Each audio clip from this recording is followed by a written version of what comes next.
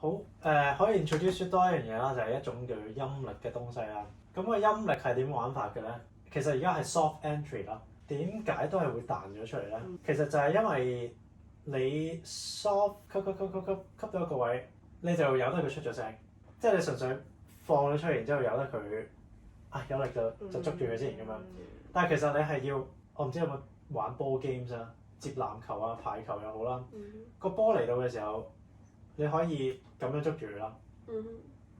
但係你捉住，如果你咁樣捉住佢咧，佢係會有種彈力嘅，回彈力嘅，即係嘣，跟住呢度咧其實係會有種衝擊啦。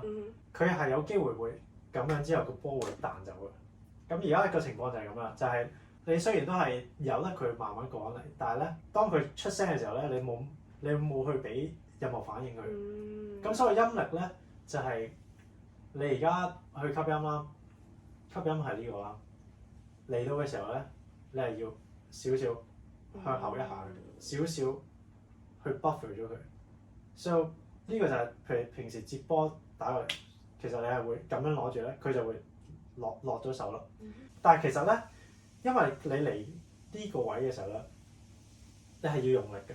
你個力咧其實係即係可能係同個波嘅速度一樣添，即係佢嚟到嘅時候，要跟翻 match 翻佢力，然之後再做一個剎掣喺呢個好細嘅 movement 嗰度做一個剎掣。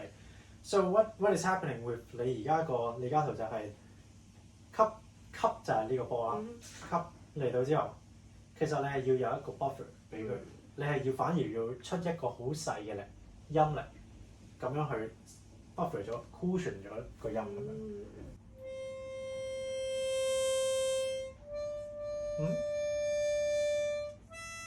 Nice。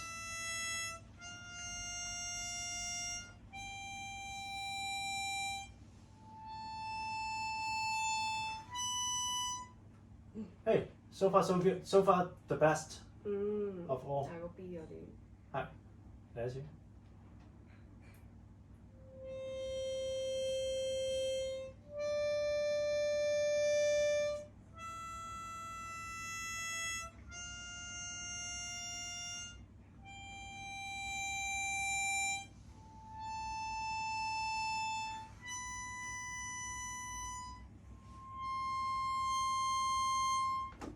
Nice。